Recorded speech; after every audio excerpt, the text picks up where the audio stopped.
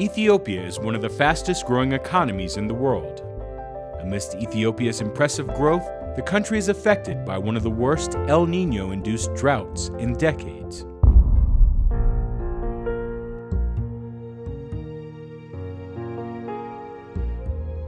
በእኛ ቀበሌ በጣም ከፍተኛ ድርቅ ነው የተከሰተው። እኔ ተወልጄ ይሄን ላይ ደረስኩበት እስካሁን ይሄን ላይ ድርቅ አላየሁም።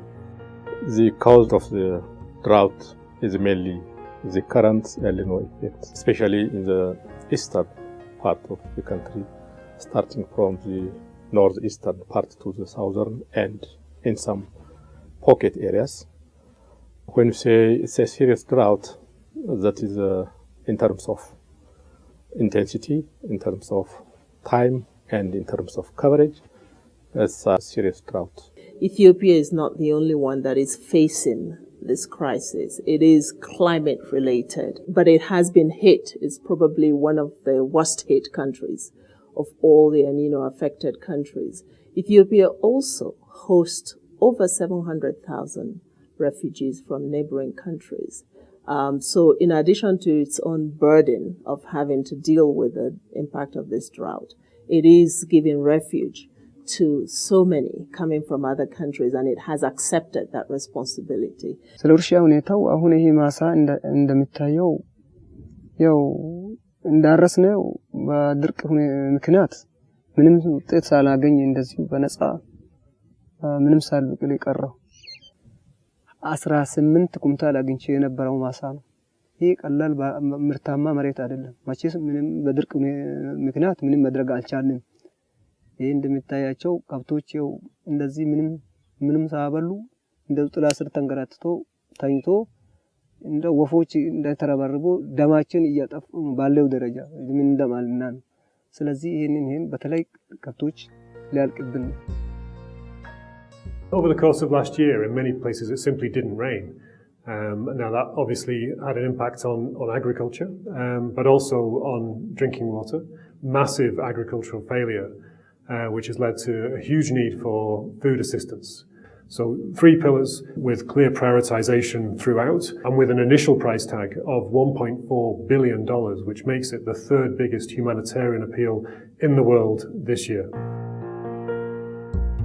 It has driven food insecurity, malnutrition, deaths of livestock, and shortage of water in drought-affected areas.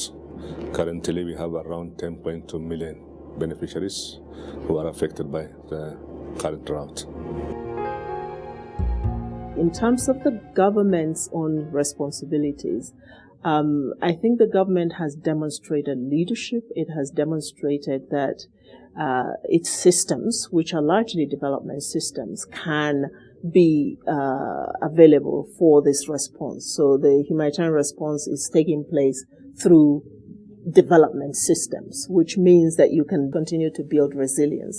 It also means that the humanitarian assistance could actually contribute to making the development system stronger. So that's a very good thing that the government has done. The government also has put in place financial resources, and it has deployed its health workers, for instance, to areas that are most in need. So the surge capacity that it has activated, it's extremely useful for the response.